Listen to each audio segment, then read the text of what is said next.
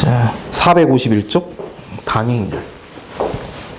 단위행렬 지난번에 설명 드렸나요? 얘기 안 했어요? 정사각행렬 설명드렸죠, 그죠? 어떤 게 정사각행렬이야? 행의 개수와 열의 개수가 같은, 즉 정사각형 모양을 이루고 있는 행렬이에요. 그럼 정사각행렬을 우리가 뭐라고 부르냐면 2차 정사각행렬, 3차 이런 말을 붙이기도 한다 그랬죠. 그래서 2 곱하기 2 행렬이야. 그럼 이렇게 4개의 성분이 오는데 그때 행과 열의 번호가 같은 자리, 알겠죠? 그러니까 여기가 1행 1열, 여기는 2행 2열. 그래서 선생님이 어려운 말로 뭐 주대각선 이런 말을 했지만 그 자리의 성분이 모두 1이에요. 나머지는 0이야. 알겠죠? 이렇게 만든 행렬을 우리가 단위 행렬 이렇게 이름 붙여요. 단위 행렬. 3 곱하기 3행이야. 3차 정사각행렬 그래. 1행 1열, 2행 2열, 3행 3열. 여기만 1. 나머지는 성분이 모두 0인 행렬. 이걸 단위 행렬이라고 이름을 붙여요. 알겠죠? 그러면 얘네들이 도대체 무슨 얘기를 하느냐 하면 숫자에서 1과 같은 의미를 나타내. 뭐냐면 실수 A가 있어요. 여기다가 뭔가를 곱할 거야. 그래서 자기 자신이 나오도록 해야 돼. 얼마가 될까? 얼마가 되냐고? 1이죠. 그죠? 뭘 어렵게 생각해. 1이잖아, 1. 그치? 행렬의 곱셈에서 숫자의 1과 같은 역할을 하는 거. 알겠죠? 그래서 자기 자신이 나오도록 행렬이에요.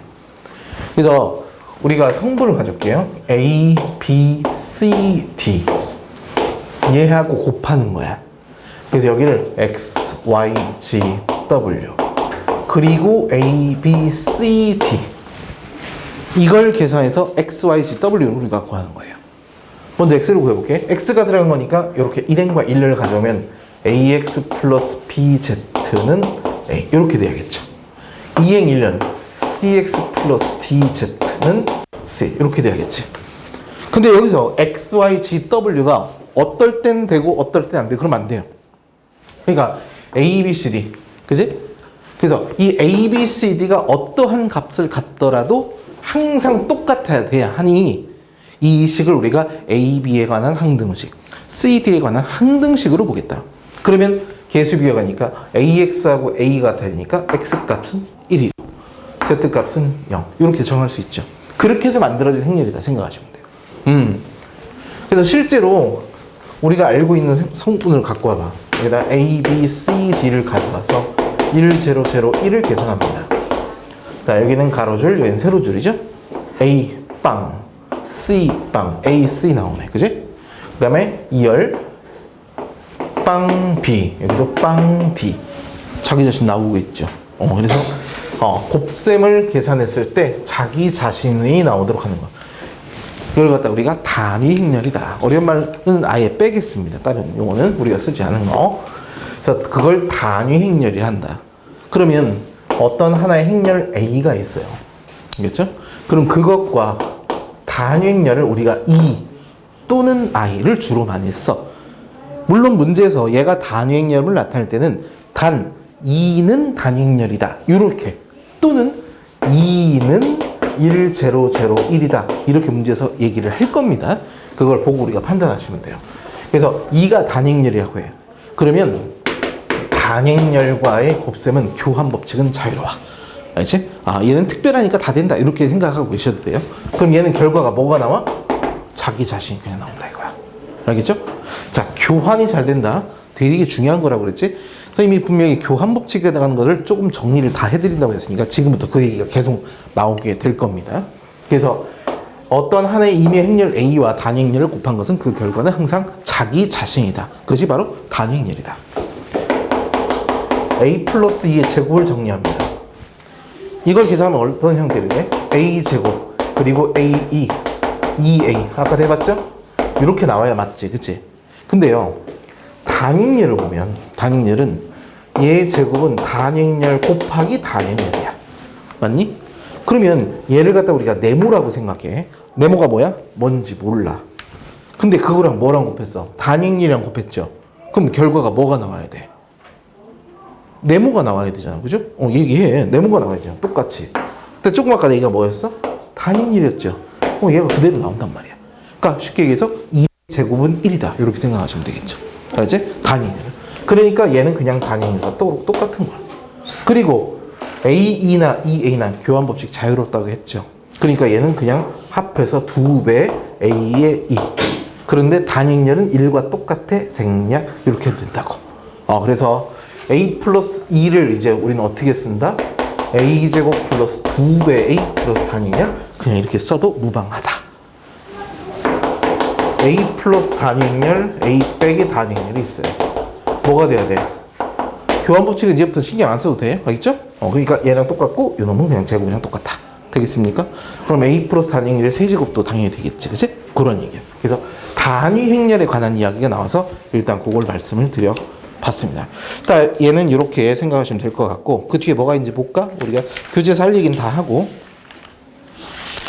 그 다음에 이제 행렬의 곱셈과 실수의 곱셈의 차이라고 얘기를 해서 지금 거기 452쪽 잘 보세요. 452쪽에 중간에 실수에서의 우리가 알고 있는 곱셈의 성질 그리고 행렬의 곱셈 차이점이 일단 첫 번째 나온 것이 조금 아까 뭐해서 교환 법칙이 안 된다는 얘기였잖아요. 그치? 그걸 본격적으로 하고자 하는 거예요. 그래서 1번 그리고 2번 교환 법칙이 안 되는 거야. 근데 오른쪽 페이지에 있는 이야기는 조금 나중에 하겠습니다. 그래서 여기 보세요 이제. 그래서 어떤 얘기를 하는 거냐. 일반적으로 교환 법칙이 성립하지 않는다라는 얘기를 했어. 그지? 그래서 지난 시간에 문제를 풀면서 어떤 얘기를 했냐면 A 플러스 B의 제곱을 계산하면 A제곱 플러스 2AB 플러스 B제곱이 된다 안 된다? 성립하지 않는다. 반대로 얘 같은 거가 성립하면 교환이 되는 걸로 해석을 해라. 그럼 이 이외에 또 교환 법칙 때문에 제한을 받는 얘기들이 또 있겠죠. A 플러스 B 그 다음에 A 마이너스 B. 그럼 얘가 뭐가 돼? A제곱 마이너스 B제곱이 된다 안 된다? 역시 안 된다. 그럼 A 플러스 B의 세제곱에 관한 식도 당연히 안 되겠죠. 그죠? 자, 그 다음 보세요. 거기 1번 성질 나왔어. 요놈의 제곱과 A제곱, B제곱이 서로 같다, 다르다? 역시 안 된다. 왜냐면 AB의 제곱은 엄연히 AB, AB예요. 맞죠? 행렬의 교환 법칙은 안 된다 그랬지? 그런데요, 결합 법칙은 돼요. 순서를 바꾸는 게 아니잖아. 그지? 그래서 이렇게 먼저 묶어도 되는데 우린 얘를 이렇게 바꿀 수가 없어요. 요놈을 이렇게 바꿀 수 있다면 AA, BB가 되니까 바로 A제곱, B제곱 이렇게 치수법칙처럼 쓸 수가 있는데 그게 안 되기 때문에 안 되는 거야. 그러니까 얘도 마찬가지로 이게 성립한다. 그죠? 이게 성립하지 않는다. 등호가 성립하지 않는다라는 말이 맞다 이런 뜻이야. 그래서 반대로 얘기하면 요놈들이 등호가 성립할 때는 교환이 되는 문제로 해석을 해달라. 그런 얘기가 되겠습니다. 알겠죠? 자, 그 다음에 이제 옆에 453쪽 맨 위에 보면 일명 이걸 이런 말을 써요. 영인자가 존재한다. 영인자. 인자라는 것은 인수라는 뜻이야. 알겠지? 뭐냐면 두 행렬을 곱해서 그 결과가 영행렬이 됐어요. 영행렬. 실수에서 두 수의 곱이 0이면 무슨 뜻이니? A가 제로이거나 또는 B가 돼요. 적어도 하나가 0이어야 되잖아. 근데 말씀드린 것처럼 여기 나와 있는 A하고 B는 하나의 숫자 문자가 아니에요. 행렬을 대표하는 대빵이야, 대빵. 그냥. 그러니까 A가 요거 뭔가 하나의 값을 딱 정하는 게 아니라 4개 또는 6개 각각의 성분들을 대표하는 문자이기 때문에 0이라는 행렬을 못 써. 그러니까 예를 들어 이런 거죠. 여기다가 1, 0, 1, 2 그렇게 만들어 놓을게. 그리고 나서 얘랑 곱해서 0 만들고 여기다 1 딱 갖다 놔. 알겠죠? 그죠? 그러면 이 성분 0 만들 수 있겠지. 그치? 요거도 0 이렇게 만들어 놓을게. 그럼 이 자리에 됐지. 여기다 그럼 뭐 얼마? 여기다 0 해놓고. 그죠? 그럼 여기다가 0 이렇게 해놓을게요. 그럼 이 자리는 좀 안 되는구나. 이렇게 하나 가져오고. 숫자가 왜 그래? 일부러 억지로 만든 거야? 제로 됐죠. 여기 제로 되죠. 다 제로 되죠. 맞지? 그러니까 영행렬이 아니더라. 영행렬이 뭐야? 모든 성분이 0인 게 바로 영행렬. 그러니까 그렇지 않다 하더라도 우리가 0을 만들 수 있다라는 것이 바로 영인자가 존재한다. 그래서 A, B의 곱이 0이다 라는 뜻은 A 행렬이 영행렬이거나 그쵸? 또는 비행렬이 영행렬이다. 요놈이면 얘 이다라는 것은 무조건 틀린 말이다라는 거야. 곱해서. 그지? 그래서 이 실질은 얘가 나눌 수 있다는 조건이 있다면 이게 문자라고 생각해봐요. 두 수의 곱이 0이죠. 그래서 A가 0이 아니야. 그럼 나눌 수 있지. 또는 역수를 곱하죠. 그럼 B가 0이 나오겠지. 그지? 그런단 말이야. 그러면 같은 방법으로 A분의 1이라는 것이 존재해서 예를 들어서 우리가 배우진 않아요. A분의 1이라는 것이 존재해서 그걸 여기다가 똑같이 이렇게 곱할 수만 있다면 지워지고 0 만들 수 있겠지. 그치? 그런데 방금 했던 요 A분의 1에 해당하는 것 자체를 우리가 정의하지 않기 때문에 그 이상은 이야기를 하지는 않겠습니다. 그래서 지난 시간에 얘기했던 것처럼 사칙 연산에서의 곱셈과 나눗셈 중에 나눗셈에 해당하는 연산을 우리가 공부를 하지 않으니까 그만큼은 얘기를 하는 거야. 자, 그 다음 이거는 보세요. AB하고 AC가 서로 똑같대요. 그렇죠? 그리고 나서 A가 영행렬이 아니야. 그렇지? 그렇다면 0이 아니니까 나누어서 BC가 같지 않겠느냐? 라는 말이죠. 역시 틀린 말이라고. 그러니까 우리가 생각하는 곱해서 0이 되는 조건이 있으면 적어도 한 0이다 라는 성질은 무조건 다 틀린 거예요. 보세요. 이거 좌변 넘기면 AB 빼기 AC는 영행렬. 이건 되잖아요. 0이. 그렇죠? 이항했으니까. 그 다음에 A의 위치가 중요한데 여기서도 왼쪽이 여기도 왼쪽이지. 그치? 그러면 A 곱하기 B-C가 영행렬이다. 이건 돼요. 방향이 중요한 거야. 그렇지? 여기가 CA라고 해서 묻지는 못합니다. 교환이 안 되니까. 그럼 얘는 봐봐. 이걸 갖다 우리가 네모라고 봅시다. 어떤 거니? A하고 네모의 곱이 영행렬이죠. 그렇다면 A가 영행렬이거나 B 빼기 C가 영행렬이다 라는 말이 다르다 그러지. 이게 틀린 말이라고 했잖아. 그러니까 안 된다 이거예요. 영행렬이 아니들 하더라도 지울 수가 없다. 그래서 그와 같은 얘기야. 또 이런 게 있어. A제곱이 영행렬이래요. 제로 1, 1, 제로. 이거 두 배 곱해보세요. 영행렬 나옵니다. 실제로. 그래서 그러한 것들에 대해서 그렇다면 얘가 A가 영행렬이냐? 역시 틀린 말이다. 그 얘기를 지금 하고 있는 거야. 어려운 얘기예요. 자, 그리고 스님이 지난 시간에 그 얘기 했나요? A0, 0, B의 거듭 제곱의 결과. 이건 아니지. 우리 곱셈 연습만 했잖아. 그지? 자, 그 다음에 실제로 행렬의 곱셈에서 중요한 것은 교환 법칙이 성립하지 않는다 라는 이 말과 영인자가 존재한다. 이 말이 가장 중요한 거야. 이 두 가지가 좀 어려우면서. 그리고 세 번째로 케일리 해밀턴 정리라는 게 있어요. 그건 좀 이따가 할게요. 알겠죠? 자, 이걸 먼저 해야 돼요. 자, 1, 여기가 2, 0, 0, 3. 이걸 우리가 두 번을 곱할게요. 알죠? 그럼 여기다 2, 0, 0, 3. 똑같은 거 곱했으니까 거듭제곱이야. 그럼 계산하는 거니까 연습하면 되죠? 이렇게 계산하면 여기는 2의 제곱, 0, 0, 3의 제곱. 실제로 이렇게 나와요. 세 번, 네 번 하더라도. 그래서 결론은 여기다 정리할게. A, 0, 0, B.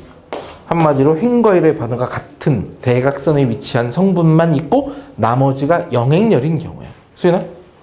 그럼 얘네들의 거듭제곱의 결과는 각각의 지수법칙처럼 이런 거듭제곱 결과와 일치한다라는 거야. 알겠죠? 또 하나. 행과 열의 반응과 같은 두 대각선의 성분만 1. 나머지는 하나는 0이고 하나는 0이 아니에요. 반대로 이런 경우도 있겠죠. 그죠?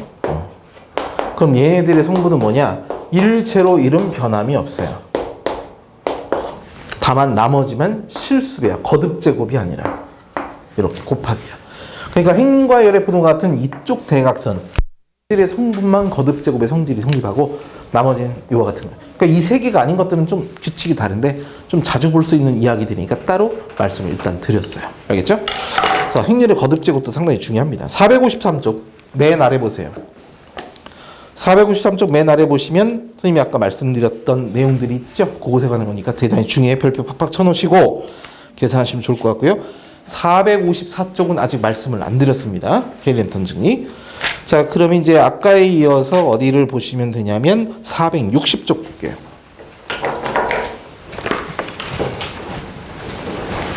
예제 6번 요 놈을 가지고 이제 문제 풉니다. 행렬 A가 뭐라 했냐면 마이너스 3, 마이너스 1, 1이라고 이렇게 돼 있어요. 그죠? 그때 A의 열제곱의 모든 성분의 합. 자, 예를 들면 이런 거지. 어떤 미주의 값이 하나가 주어졌어.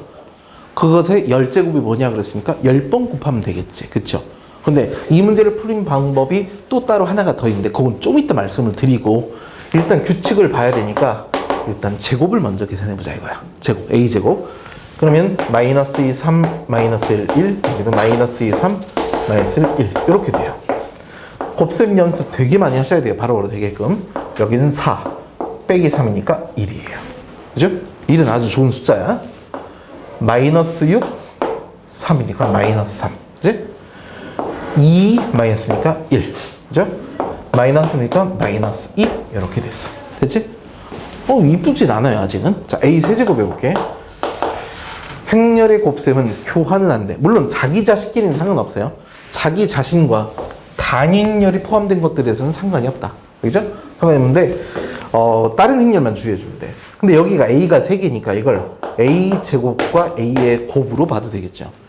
A제곱을 조금 아까 써놨네. 1, 마이너스 3, 1, 마이너스 2. A는 마이너스 2, 3, 마이너스 1, 1 이렇게 돼 있어. 써보자. 마이너스 2 플러스 3이니까 1. 땡큐. 플러스 3, 마이너스 3, 0. 오, 예. 뭐라? 마이너스 2 플러스 2, 0이야. 3 마이너스 t, 1. 땡큐. 뭘까? 단위입니다. 그러니까 우리가 뭔가를 계산을 하다 보니 특정한 값 0 또는 1 이런 게 나왔으면 아주 강력한 조건이죠. 우리가 이제 복소수를 공부했잖아요. i의 거듭제곱 뭔가 몰라. 복소수를 계산해서 3번 거듭했더니 1이 나왔어. 땡큐지. 그지? 그런 것처럼 행렬의 거듭제곱을 했더니 단위일이 나왔다. 문제에서 뭘 구하라고 했어? 열제곱을 구하라고 했죠. 그럼 우리는 세제곱의 결과가 나왔으니까 이 특징을 이용하는 거야. A 세제곱의 세제곱 곱하기 A 이렇게 되는 거지. 그럼 얘는 뭔데? 단위일이죠. 단위일의 뜻이 뭐야? 1이야 1. 1의 거듭제곱 다 1이라고. 그러니까 정답은 뭐야? A 열제곱은 A 자기 자신과 똑같더라. 그런 얘기가 되는 거야. 알겠죠? 그래서 특징에 관한 얘기 해봤습니다. 2번 보세요. 2번 여기다 짧게 써도 되네. 뭐라고 돼 있니? 1, 2, 0, 1이라고 돼 있어. 뭐에 해당해? 요거 적어놓고 기억하셔야 돼요. 이거가 똑같죠? 근데 그것의 몇 제곱을 구하라고 해서 문제에서 20제곱을 구하래. 그럼 20제곱의 성분이니까 뭐만 쓰면 된다? 1제로 1은 변함이 없다. 여기만 실수배 곱해서 하시면 된다. 알았죠? 그러니까 요건 그만큼 중요한 거기 때문에 그렇게 기억을 해 주십사 하는 이야기가 되겠습니다.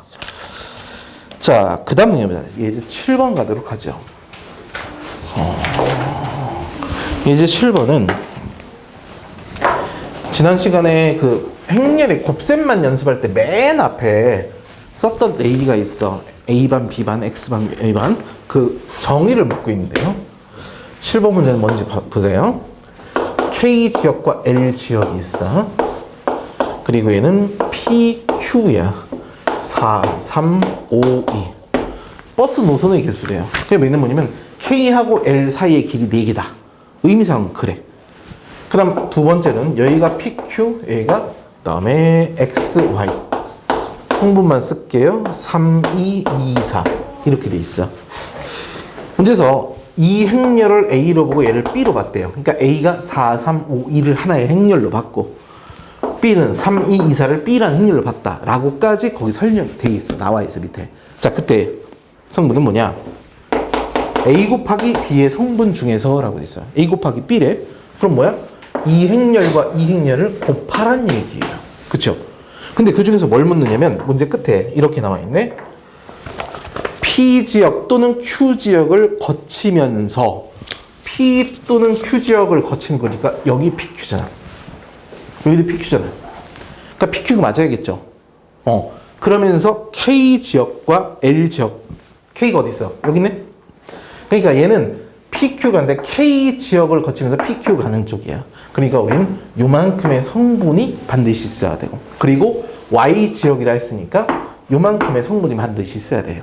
그래서 얘네들이 뭐냐면 요놈과 요놈을 거치면 어떻게 돼? P지역을 거치면서 K와 Y를 거치는 지역. 그러니까 4 곱하기 2, 3 곱하기 4를 말하는 거니까 바로 여기서 1,2 행렬 여기 성분이 문제에서 요구하는 바가 된다. 그러니까 행렬의 곱셈을 통해서 이해할 수 있겠냐? 뭐 그걸 이제 얘기하고 있는데 오른쪽 페이지에 크게 두 문제가 있죠. 의미만 아시면 됩니다. 행렬의 곱셈에 대한 거 아시겠습니까? 아시겠죠? 그거 기억하십시오. 자, 그렇게 해서 지금 우리가 뭘 했냐면 행렬의 곱셈에 대한 교환 법칙 성립하는 거 영재에 관한 얘기가 있지, 그치? 아직 시간적으로 여기 있으니까 아까 쓰다 말한 케일렘 탄정이 역시 엄청나게 중요한데 그건 잠깐 끊어갈게. 그건 따로 설명을 드릴 테니까 한번 요거 적어보세요.